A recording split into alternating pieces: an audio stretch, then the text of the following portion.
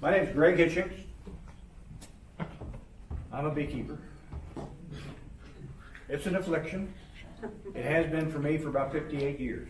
I started in the 60s. That would be the 1960s. When I was 12 years old.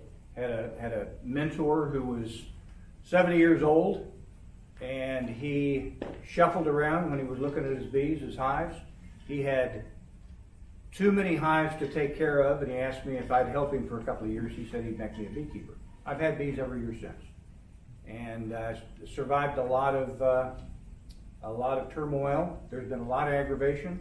There was a 30-year period in my life where I couldn't recommend anybody that they take up beekeeping because it was so stressful from the standpoint of unhealthy bees. But I was stubborn, and we made it through this far. And I can tell you right now, in my opinion, my experience is that the bees that I'm working with are healthier now than they have been in a long time. I was interested to hear Jane mention about the 4 years of great honey harvest. And that's what I've experienced as well. And I think I keep telling beginners that one of the worst things that can happen to a beginner is a major nectar flow and a great harvest for their first year. Because then they look at, okay, if I can make 100 pounds of honey from this hive, if I had 10 hives, I'd have a whole bunch of money. So, sometimes we have to temper this, and we have to think, not all years can we expect our harvest to be really, really good. We can have flat out no harvest. And for whatever reason, I can't nail it, But back to where we're going. European Foulbrood. And what I'd like to do, you've been to, I'm sure some of you have been to meetings where the speaker always says, okay, how many years of experience do you have keeping bees? How many's kept bees the first time this year? Okay, we're going to do it different. How many people here can tell me what grease patties and menthol used to be used for? Tracheal mites. Yeah, you got it, tracheal mites. But we're talking about 1980s, early 1990s. Okay, now let's get back a little bit more to this territory. How many of you here are very comfortable in your ability to get your beehives prepared for next winter? Okay, good. Those of you, some of you didn't raise your hand, and that's okay. But that's things that should tell you, maybe that's what I need to focus on, because that's important, getting them through the winter, okay? What you need to have is healthy bees and good stores. Next question. How many of you feel comfortable in your ability when you have bees coming out of the wintertime and they're healthy in the spring, this time of year? How many of you feel comfortable in your own ability to make increase in your colonies using your stock so that you might replace the... Okay, very good. That's a good thing, good place to be. And that, folks, for the beginners here, that's what you would want to work towards. That's a sustainable beekeeper. When you can get healthy bees through the winter, you have the ability to replace loss that you may have had, whatever percentage it is, from your own stock, and you do it with your own stock that you have. You get out of that cycle of having to buy bees every spring. That's what a sustainable beekeeper strives for. Now, another question. How many of you are really excited to identify the very first bee disease that you have in your colonies? Anybody look forward to that? Chances are good you're going to have some kind of disease within a few years. And this is what your reaction is when you see that. That's a normal reaction to a brood disease or to a disease in your hives. But it doesn't have to be that way. Okay, let me just set things, ease your mind just a bit. There's one really bad apple out there. That's American Foulbrood. You hear about that occasionally. That's the bad one. Okay. Then you hear about European Foulbrood, and I used to lump those together. I got to mention too, I was a really low information beekeeper. from the 60s through about the beginning of the 90s. And that's when I really decided to kick it in gear, because I wanted to do what I could to try to be more successful with bees. And so I learned a lot about bees. And I pursued a master beekeeping certification from the University of Florida. And I kind of focused on bee diseases and pests, because that's what's bothering our population of bees.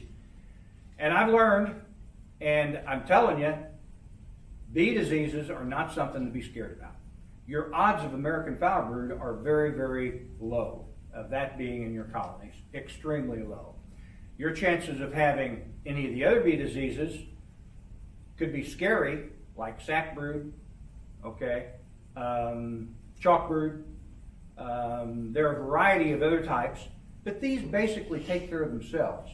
There's not anything that a beekeeper, no major bee diseases that really need intervention from the beekeeper, other than one of the Foulbroods. And American Foulbrood is fairly easy to recognize. I've never seen it, but I'm very confident in my ability to identify it if we see it. European Foulbrood is much different, and it's aggravating.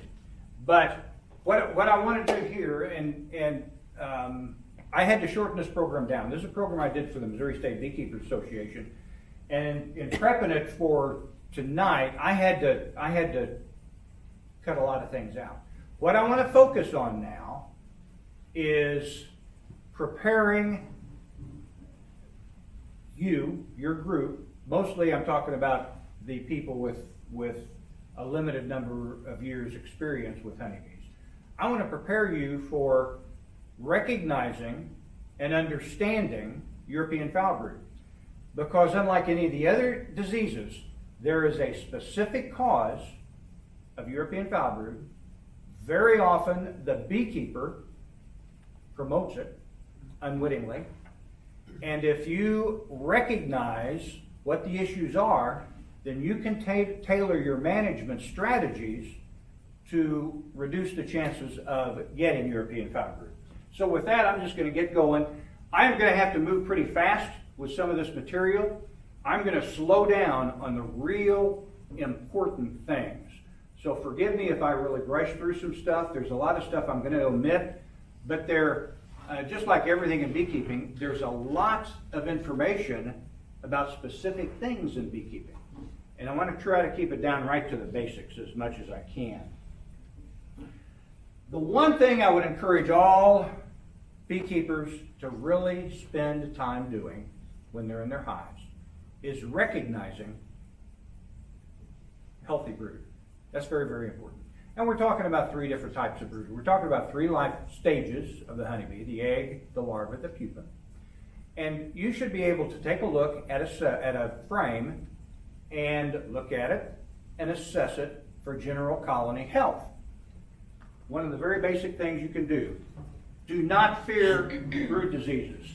Everything is fixable, okay? Everything you can survive.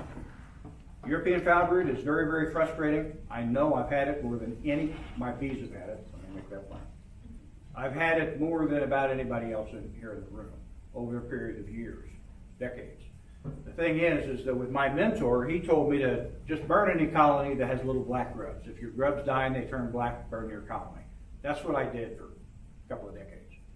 So that's another reason I try to get smarter.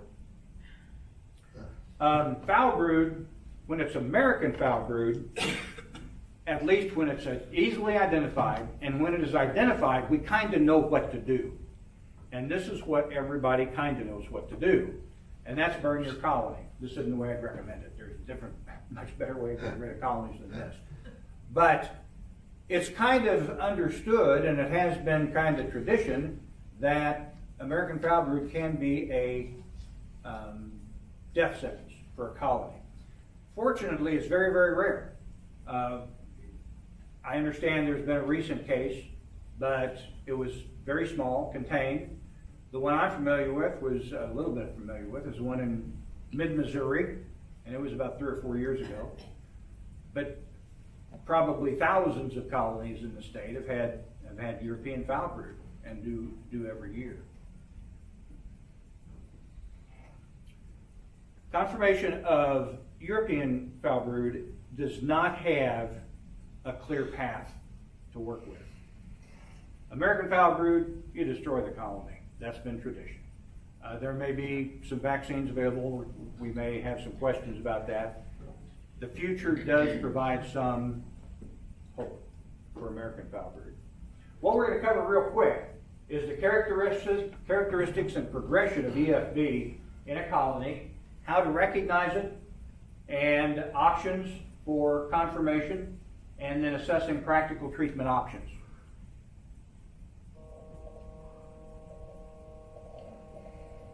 This is what we're looking at. This is the critter that'll die in your colonies if it has a European Foulbrood.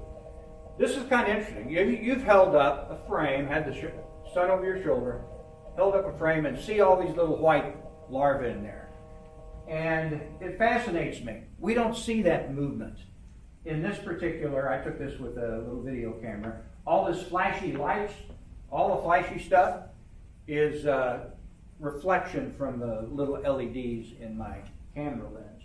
But generally, you know, these little things are breathing, eating, and we're looking at them and we don't see that movement at all whenever they're in a side-by-side situation. We can't take a look at everything that can actually mimic EFB. That's an issue. We're not going to go into colony health checks. We're going to talk about EFB and draw it down into what it is. It's a bacteria. It's created because a bacteria is run, how do I say it? Because of stressors in the colony, it's allowed to flourish within the colony. This is a non-spore forming bacteria. American Foulbrood forms a spore, and it's a hard little encapsulated spore, and it can last in used equipment for decades, 40, 50 years. European Foulbrood is different. It can stay in a vegetative state. Illinois bee inspectors will tell you that they found it after 3 years in stored equipment. But it's not near as long lasting as American Foulbrood, and it's not as actually destructive as American Foulbrood. It's more common in the spring. Colonies under stress are susceptible to it. It can come and go. This is what's aggravating. You've got diseases like chalk brood, like sack brood. They show up environmental conditions, under certain environmental conditions, generally cooler, moister weather, and then within a few days, the bees recover and it's not an issue. European Foulbrood, it can continue through the season, off and on. Or it can just flourish to the point that it will cause death to the colony.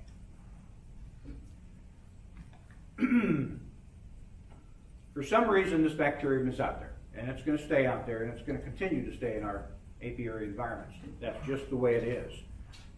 The colony gets to the infection because of stress. What can stress a colony? What are major stressors for a colony? Mites. Mites, absolutely.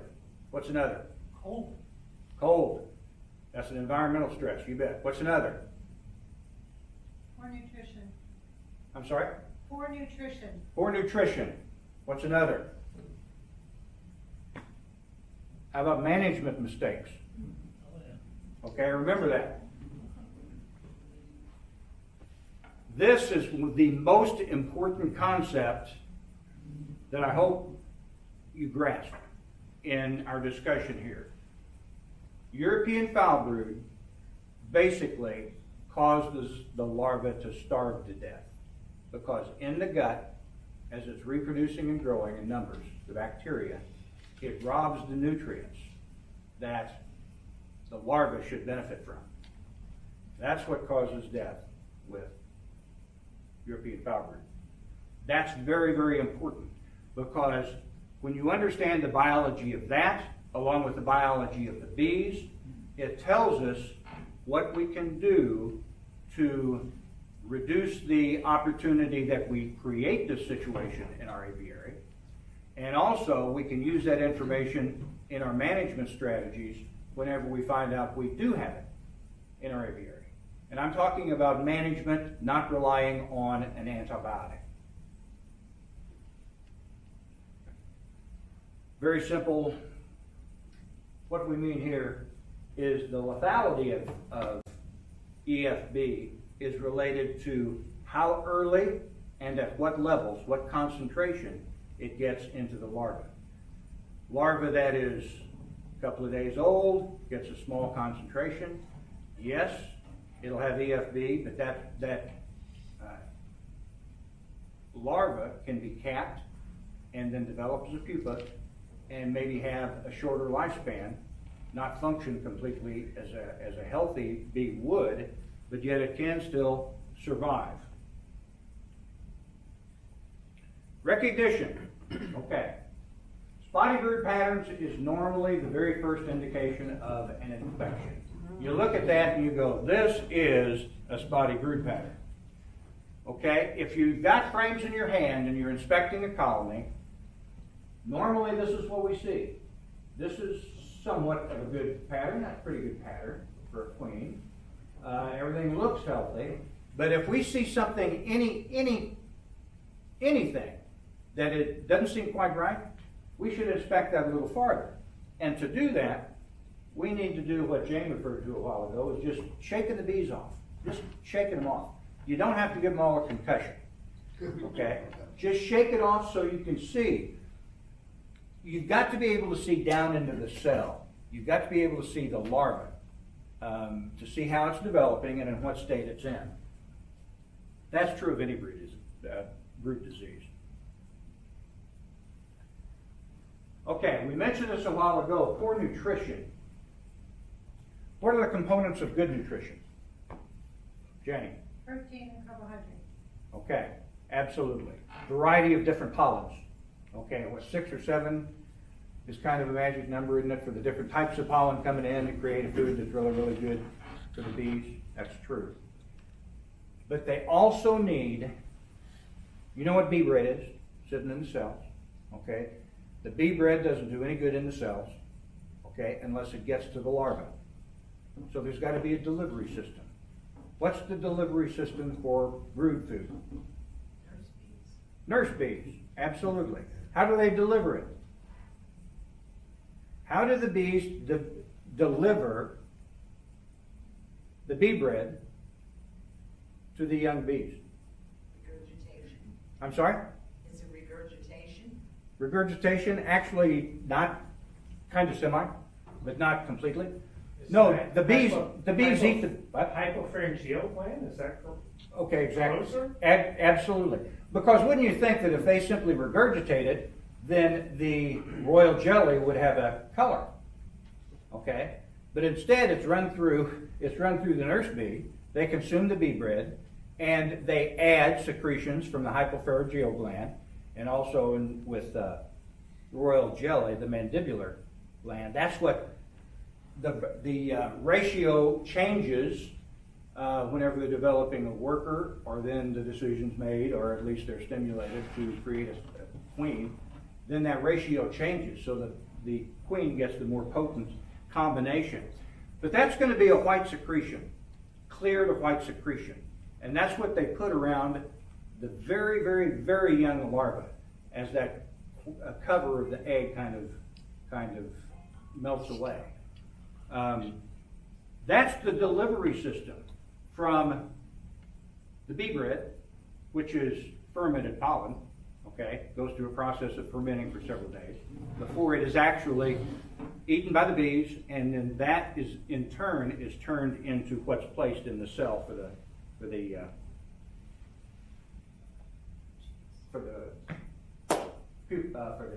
larva. Okay. This is a pretty slide. If you want to, you can take a picture of it, but I love this thing because whenever you get to looking at the symptoms of how European foulbrood can be visibly identified, there are certain things about European foulbrood that are also appearing in other types of calamities in the hive, such as parasitic mite syndrome or American foulbrood.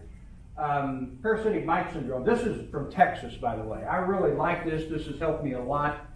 Whenever I'm trying to assess, is this kind of problem or this kind of problem? Parasitic mite syndrome is now, I like the term virosis, which basically is a description of the viral soup that's been introduced by the varroa mite into the population of your hive. Virosis. Let's take a look at EFB affected brood. Look at this picture. I'm going to explain what you're going to be seeing in subsequent pictures.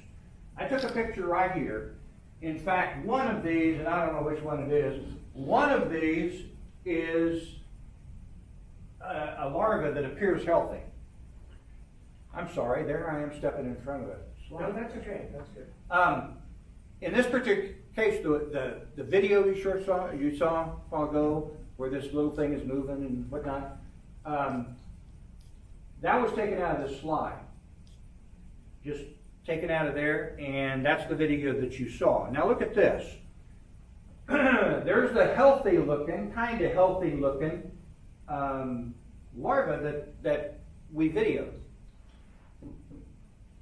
And then you look around at other areas on the same small piece of comb, and there's discolored larval food. And right here it looks really blurred. But the larval food can start changing colors. It's normally light colored creamish, or actually it was more liquid, more clear. It's really, really hard to see. You know, anybody that's tried to find a brand new larva, you know, looking at it, they're really hard to see. What attracts my eyes to it, of course, the location of it, because it's going to be next to, I always look for the egg. And then I start looking off to the side where I can see food that's been provided, okay, royal jelly that's been provided, and then look for the larva. It's very, very hard to see. But discolored larval food is one of the clues to European Foulbrood. Here's a really, really important clue. Some people call this the stomachache position, and this is where the larva actually looks like it's trying to twist out. Okay, this is not real common in any other of the diseases. It's common with European Foulbrood. That's, you know, if you see larva that's trying to twist out, that's significant. I think people probably describe it as the tummy ache position because it's the gut of that larva that's been infected. That's simply a picture of the larva like we saw a while ago. Jane mentioned spiracles. Those little white lines radiating to the center and away, okay, those are their breathing tubes. These are the spiracles that Jane referred to in a healthy bee, and that's an adult bee she was talking about. This is their beginnings. Okay, this is how oxygen gets to that larva. Now you notice they're pretty distinctive. They're distinctive because they stay white, and infected larvae start to darken in color. See the grayish color around it? That's significant. And when you look at that, that's really good chance when you tie it into some other things we'll talk about. Really good chance that's going to be European Foulbrood. Deflated larvae. There reaches a point with some larvae, and it's funny because it's different, but a lot of the larvae will simply just kind of curl up and be deflated. And when that happens, generally the remaining larva is dark in color, and the spiracles are still very, very visible. You can see them there, up there, down here. That one's a fairly light color, but this one down here is something else. The next stage is melted larva. Okay, melted larva that kind of creates a scale. American Foulbrood does the same thing. Perhaps this wasn't mentioned, but American Foulbrood really is a disease of the pupae. Okay, that's where they die and really decompose, is behind the cappings. With European Foulbrood, this is a larval disease mostly. So the larva is where you're going to see the dead critters. inspecting the larvae. The scales, however, are different.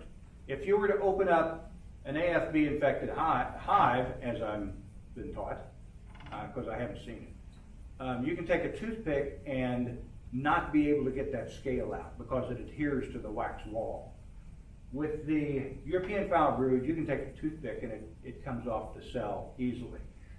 And you think about this, and that's a good thing, because hygienic behavior can work in your favor in removing this and all that bacterium that's contained in that scale, if you utilize your bees to do that. Very often with European Foulbrood, practically every time with European Foulbrood, you're going to find multi-stages of brood right next to each other. You know, the queen's going to come back, she sees an egg, or she sees a cell that's been prepared for her, she's going to lay an egg right next to an infected cell. She doesn't comprehend. But multi-stages of brood is fairly common with European Foulbrood. Now, don't expect to find EFB signs this prominent all over the hive. If you do, it's too late for that hive. It really is. The trick is to find it early, and that's very difficult to do. That's why it's very, very important. Anytime you have a question, you see something dark in there, perhaps a dead larva, twisted larva, that's the time you need to pay attention to it and figure it out. Catch problems before it gets this far. Okay, again, this is a stress disease. What are the colony stressors? Environmental, climatic, nutrition, hive manipulation. Okay, let's talk about nutrition. As you start out with beekeeping, you're looking at 50,000 bees peak, okay, sometimes, or more. And you see all these bees in there, and you work with the hive, and it's easy to overlook what is happening from relation to what the colony's needs are and what this particular bee that you see in a frame is up to. Because, does anybody here, Jane, you don't count, Scott, you don't either, do you know the term temporal polyethism? Temporal polyethism. Anybody? Age-based I'm sorry? Age-based hierarchy of work. Exactly. Division of labor with one factor to shuffle it up a little bit. And that is, as time goes by, the ability of that bee to do certain things changes. Okay? You know, a bee normally comes out of the cell for the first few days, for the first hours. Okay, it's going to rest, try to gather itself. And then its first job may be cleaning. Okay, and then it's gradually going to move into, in day 4, 5, or 6, it's going to move into being a nurse bee. Okay, and it's going to do other functions in the hive. Okay, it's going to be a trash collector, an undertaker bee, or whatever. It's going to be a variety of things.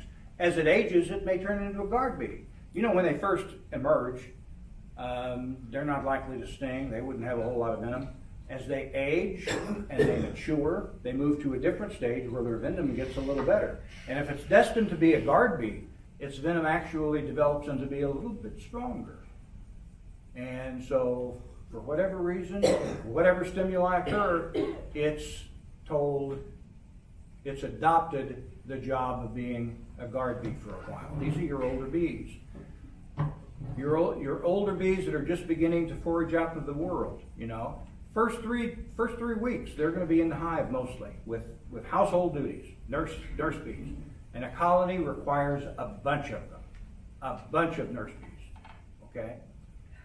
So what happens if you as a beekeeper want to make a split and you have your new equipment that you're going to put bees in, and you've got this old hive, established hive, let me use that frame. So you get in there and you start, maybe it's a walk-away split and you're just going to move it over somewhere a couple miles away and set it down, let them make their own queen. Well, you look at it and think, well, I'll just take this frame. Look at all these bees, all capped. That's great. and you choose another frame of capped brood. After all, this is a very populous colony. There's a lot of bees in this colony. If I take more capped brood, they're gonna match populations fairly quickly. So that's what I'll do. What are you doing? You're removing future nurse bees from the colony that's already steamed up and rolling on maintaining a good, strong population that has a lot of brood in it, larvae, that need attention. And you're taking those bees that 4 or 5 days after they emerge, they're not available in this colony, your established colony. That is a stressor. And you remember it's nutrition with European Foulbrood. It is nutrition. The bees' larvae starve to death because they're not being fed enough food, and with that stress comes along an eruption of the European Foulbrood bacterium. Okay? So what little food they get is infected with this bacterium, and that's the nutrition problem in some of our management decisions. Okay? You can induce the conditions that are very favorable to European Foulbrood in what you do. Now that's for the established colony. You've also got mismatched populations in the one that you're starting, because you're going to have a whole bunch of bees coming off within 12 days of each other, okay, because that's how long they're behind calves, okay? All these bees are of the same age. You're not going to have foragers in this group, okay? Or at least they're not mature and ready to naturally turn into foragers very quickly. So that's a stressor on that colony. So what's the lesson here? Balance out your splits, okay? When you consider the time an egg is an egg, okay, and the time a larva is a larva, and the time that capped brood is capped brood, okay, 3, 6, 12. When you consider that, that's when you realize that the open brood to capped brood ratio in a standard colony, when it's doing okay, when it's operating as it should, that ratio should be somewhere around 40 degrees open brood, 60 degrees percent. 40% open brood, 60%. I've heard it broken down to 45, 55, somewhere around there. But you've got to have a little bit of labor from the different age groups to have a successful colony acting like a successful colony would be. Jane, it's 8 o'clock. I don't know when. Oh, you've got 15 minutes? Okay, Sure. okay. Any questions about that? Is this new to you? Is this, somebody learned anything? Yeah. Okay. Oh, yeah. Okay. Okay, there are many maladies of the hive. And as a new beekeeper, you're going to be bumping into things you don't understand. But let's suppose you recognize that you have a dwindling colony. The population is going down at a time of year when you wouldn't expect it. You understand that with the natural life cycle of the bee, that ideally we have peak population during the nectar flow. Okay, that's a good thing. It's also a good thing if the population of that colony dwindles off. Dwindles is not a good example because we use that as kind of a calamity. But it's reduced. It's a natural thing. It's just an annual. As the colony breathes, this is the way it's going to go. Okay, you've got your primary flow, then you've got drought. The forage plants the bees have been taking advantage of, as a general rule, they have finished their life cycle for the year. Okay, the plants are done for a spring flow. Okay, then you've got a dearth, then robbing starts. Okay, the population needs to come down some. The queen should be slowing her egg laying rate. Okay, why I got in this position talking about this, I don't have any idea. Except that, yeah. When is a colony good? When is it dwindling? Dwindling, thank you very much. You're welcome. Okay, very good. Losing, One person has been paying attention. yeah, there's, okay, okay. No, this is a very good point. Dwindling, they're reducing in population, and that's natural and it's normal and it should be.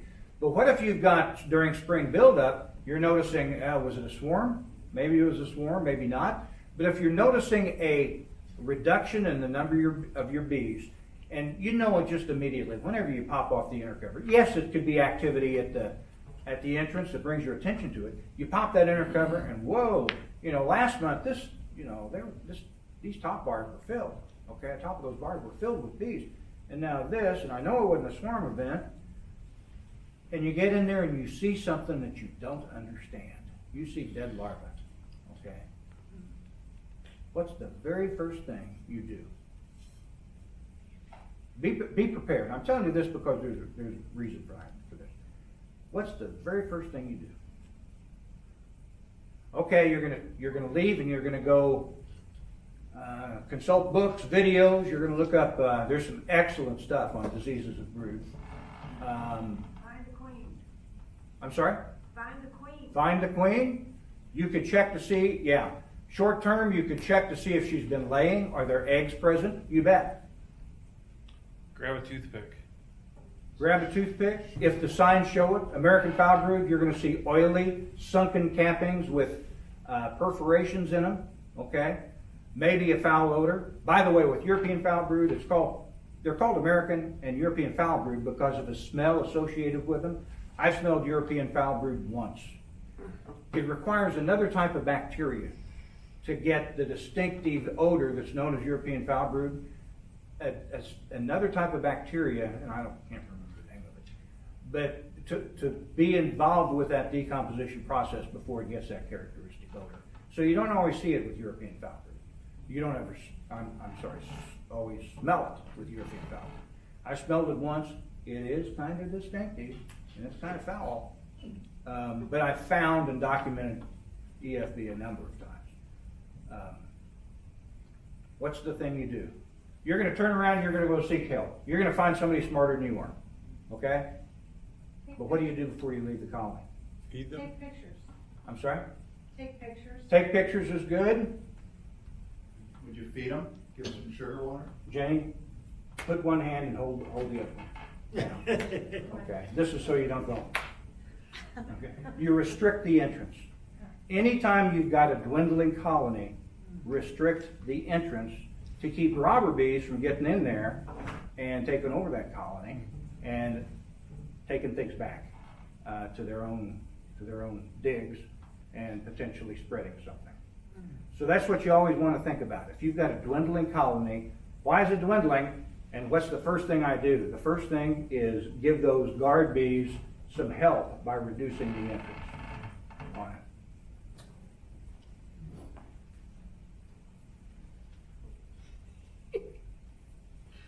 They are not our friends. Robbing and drifting bees are not our friends. I wish I had a little video. Jane, you've probably seen it, or maybe you had others that have in this particular one, there's a gloved hand with a duromite that jumps onto another bee. It is absolutely amazing. For such clumsy looking organisms in nature, they are amazingly adept at climbing on another bee, on leaving whatever they're on and going to another bee. And they're going to do it if they don't smell brood pheromones. Okay? They will want to disperse from a colony where there's no future for them, and you find a bee that's going to go home. And that's how we have varroa dispersed from this colony to another. Okay, there's a kit you can get. There's $15, $20 or so. American Foulbrood and European Foulbrood. But maybe if you want that kind of confirmation, that's great. But it's not necessary. If you've got something affecting your hive, in my opinion, I want to do something. And anything you would do for European Foulbrood is potentially going to help any other condition you've got in your hive too. Okay, I was kind of disappointed 20, 30 years ago when I called the Beltsville Bee Lab and I wanted to talk to a tech because I just got another confirmation of European Foulbrood. His response to me, I said, what do I do? What am I supposed to do? And he goes, wait for a nectar flow. And I didn't like that answer. I can't tolerate something wrong with my bees.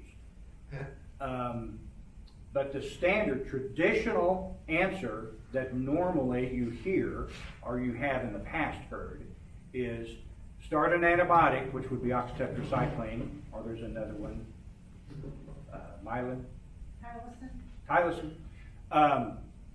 Start an antibiotic and feed them and requeen. That's standard. I'm not an antibiotic fan, and I can show you why. But we'll do that in a second. I jumped ahead. If you're looking at European Foulbrood, here are some questions you can ask yourself. Okay, what's the strength of the colony? Because you're trying to you've got to make a decision of what am I going to do? What's the best way to attack this issue? How many brood frames are affected? For me, I'm going to do something. If there's EFB in the colony, I'm going to do something. What time of year is it? If you've got EFB in the fall, remember, well, you may not have heard this, but there was a standard saying that we heard so much years ago that said, take your losses in the fall. Okay, in other words, don't take a weak colony into winter. So what kind of standard practice was newspaper combining this hive with another hive to put more bees in a box so that their chances of overwintering are better. Those days are over. We don't have that luxury now, because if they're dwindling because of a high mite load, you're not going to want to introduce those bees to another colony in early October. You're basically not helping a bit. You're hurting yourself. If it's European Foulbrood, if there's any reason, there's no reason to put these boxes together. If you have a colony, if you want to consider making a combine in late fall, early fall, for sure do an alcohol wash.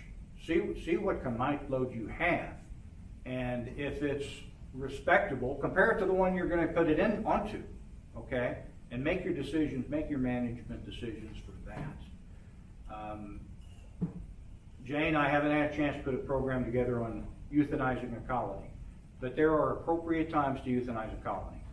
And instead of letting a dwindling hive just go down to nothing and then get robbed out, that's not good for any other bees you've got in your apiary. It's certainly not good for your neighboring beekeeper. And I really advocate not neglecting your bees to the point to where they die out, but to euthanize the bees. Maybe I can get a program together. I don't want to do it without, I haven't had a chance to euthanize one since we talked, and I certainly don't want to induce one. So that's down the road. Is a nectar flow approaching? That's one of the questions you'd want to ask yourself if you've got, and if it is approaching, go ahead and start feeding them. Okay. What you want to do is you want to get that population back.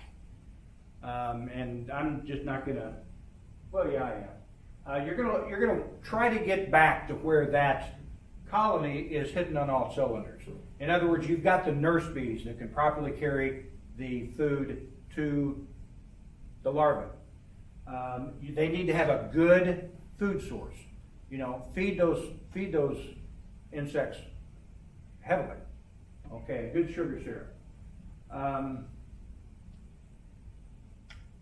I would recommend, and I do, I will go through a colony and find every frame that has affected larvae in it. And I will remove every frame. And if there are frames that are not ill, that's a good thing. I will move them in, Often those will be, you'll see it, and they'll be different stages, but you'll have larvae in there. So for thermal regulation, I'd move that to the center, okay? Your larva that's healthy appearing. I'd take these other frames and I would burn them in a burn barrel. That's what I have, okay? That's where I can do it down in Iron County. Just take them directly, burn them. Boy, wax burns hot, frames burn hot. And then find, from one of your other colonies, find several good types, full frames of capped brood. Capped brood is going to be the young bees coming on eventually that is going to clean out EFB from that colony. And if you can, spread it out among colonies that you collect these from, and then move capped brood into the center of the colony, or to the sides of the colony, okay? And I would move them with clinging bees, okay, as long as the queen's not in there. Move them with clinging bees, and go from there. Requeen if possible, if you've got a queen available. If you don't have one available and you can order one, maybe it'll be in 10 days, 2 weeks, whatever.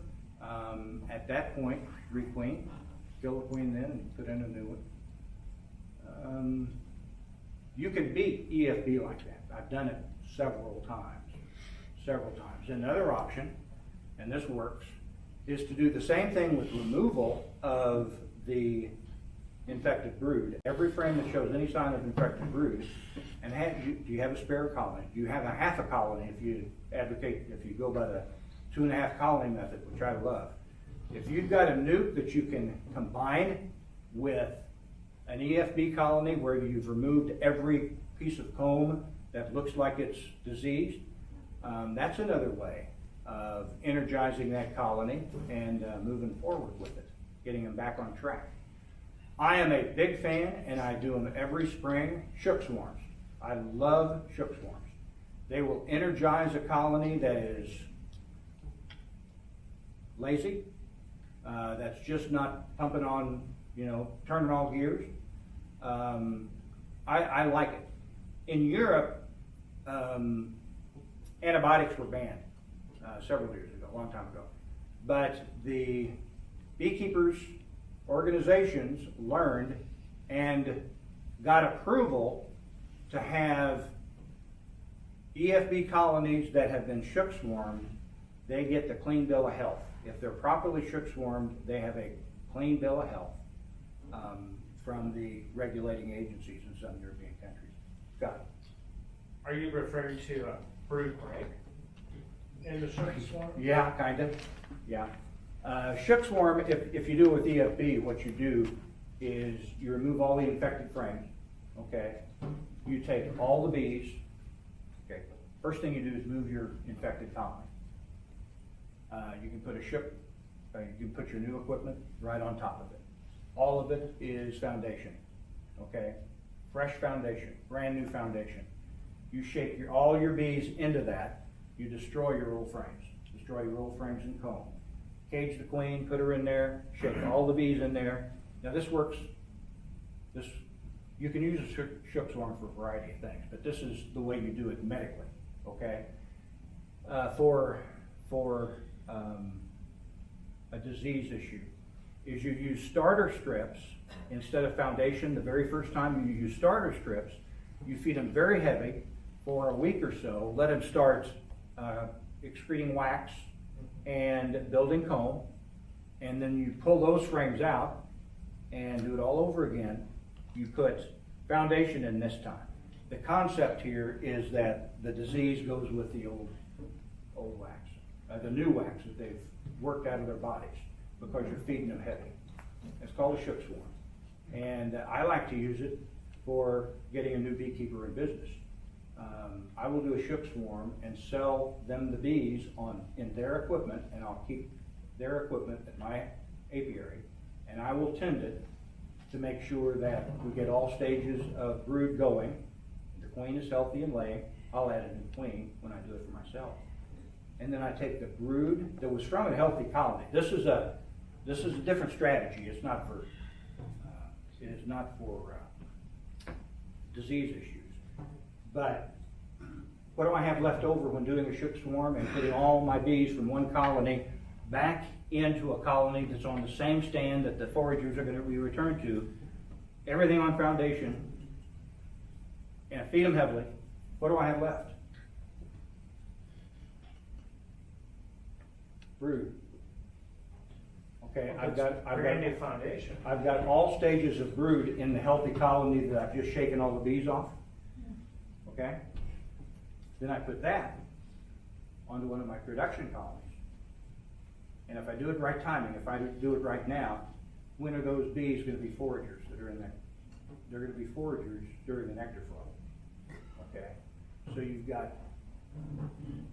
it's a good tactic for honey production. So you're saying that, and we're still referring to EFB, can be transmitted through the wax glands? And that's why you do that first stage of the starter strip? According to what I've read about Europe, they require to be claimed to be put in the Cleansed or cleansed expunged. colony list. Yeah, to put in the cleansed colony list. This is an alternative to this, since they can't use antibiotics. Right. Yeah, In and the wax. the second, you harvest those starter strips in any comb Mhm. and then put them back on foundation, and that gives them another start. Now, is this a slow process for them? You bet, because now they've got to draw a new comb, enough to make it through the winter, yeah, and stores, yeah. I'm going over, Jane. So do you replace the queen to create a brood break where the nurse bees are not, they don't have anything to feed, so they're not transmitting the bacteria? Is that the purpose of requeening? Well, one thing I think is genetically, hygienic bees, and I've got to add here, I've been working with hygienic bees for 5 or 6 years, 4 or 5 years, and I haven't had EFB or disease problems. I really maintain and think that our bees are healthier today than they used to be. But no, I've never used that as a tactic for EFB. I believe in requeening, thinking that, okay, this was a colony that was susceptible to it. Maybe this queen's genetics are better. And I for sure would use a hygienic queen if I had her available. Yeah, and I generally keep a bunch of F2s from, F1s from Corey and their daughters. So you would requeen it, there's no, situation where you would try to keep the queen? With EFB, Yeah. I wouldn't, no. No. I can't say I haven't, because the availability of queens, but I wouldn't have that issue today. But do you think that she's carrying it, or is it just the genetics that make them susceptible? Because I thought it was more environmental stress that's bringing on the EFB. Well, I think it's, I don't know, there's no doubt some queens are just have more vigor, and their offspring have more vigor. We're managing a population of bees, and of course the queen is the basis for that. Genetically, yeah, I want the best hygienic behavior and vigor in a queen that I can get. And the history of an EFB colony, because they did get it kind of strike against her. The mother queen there in the EFB colony, she has a strike against her. But what do I know? Seriously. So you It's would not an always exact science. You would always requeen, period. That'd be kind of. Yeah, I would try to, yeah. Yeah. Yeah, Purge all brood that was infected. yeah. Any drenching, but not, no antibiotics, like skip the antibiotics, because now you got. Oh, I used to, but you know what? I think our bees, that happened, we had the veterinary feed directive hit us in 2017, and we had a lot of beekeepers prophylactically treating every spring and fall. It would be OTC in the colonies. I know that from personal experience working with beekeepers. When that act was created, I know beekeepers, nuke producers in one particular case, that stacked up for years of OTC. what's shelf life on OTC? 3 years, if that long. Because he was so ingrained in prophylactically treating for EFB. And also, you gotta understand that with antibiotics, there are two different lines of antibiotics. One of them is bacteriostatic, which doesn't kill the organism, the bacteria, it simply stops its reproduction. The other is bactericidal, which actually kills the actual bacteria. It kills it. Guess which the antibiotics we have available, even with a veterinary feed directive, guess what category they fall in? Bacteriostatic. Bacteriostatic, yeah. They do not kill the organism, the bacteria. They simply repress its regeneration. So So it requires you putting it on twice a year to keep it repressed. that's what we're doing. But what does it do to the microbiome in the gut? Right. You know, and we went through so much. There were decades where our bees were just not healthy. It was horrible. We're experiencing a lot of swarming, and we can cuss that a bit. But we had years where we didn't because the bees were not healthy. They have two main drives. Every organism has two main drives: survival and reproduction. They're not going to reproduce if they can't survive. So when we have sick bees, it's reflected in just not honey production, but in their ability to reproduce and make one colony after another. Yeah. So you see swarming as a good thing? It is a good thing. It's a very good thing. Unless it happens to you. Yeah, didn't you cover swarming last, swarm prevention? I wish I'd been here because my bees have been swarming. Yeah. And I didn't get to them early enough. I feel your pain, I'm there. I'm gonna go home tomorrow and maybe throw in some super. Okay, yeah, I'm way over, I'm sorry. Does anybody have any questions for Greg, some part of this? And I can hang around afterwards. Yes, sir. I've been a beekeeper for about 25 days, Uh-huh. and my dad had bees in Michigan for 30 plus years, and he's out of the business at 90, and he gave me all of his woodware. Is there any issues reusing any of that stuff? I don't like to use old frames. And that just reminds me of something else I want to mention. But, no, not at all. I think as a habit, I would probably get my torch and char it a little bit. Not char it, but burn it out, heat it up a little bit. That's probably what I would do. I'm a firm believer too in changing out comb. Brood comb, not extracting comb, brood comb, old brood comb. We used to be so proud of that, we'd pick it up and you couldn't see through it, couldn't get light through it. We were so proud of that back 40 years ago. He's got a lot of that. So, how many of you started with packages last year? Anybody? Okay, one thing I would suggest is take a look at those 5 original frames that you had, because when you got them from a new producer, they would have been old combs then. Yeah. So it's time that you think about inspecting those and seeing if you need to change them. We've generally been saying 3 to 5 years. By the 3rd year, you should be looking. Mm-hmm. And Jane's got a great trick, especially for wax. If light still shines through it, she'll use it. As soon as it's opaque, chuck it. That's a good plan. Healthy bees are raised on good comb, good clean comb. That's all I got, Jane. Thank you. Mhm.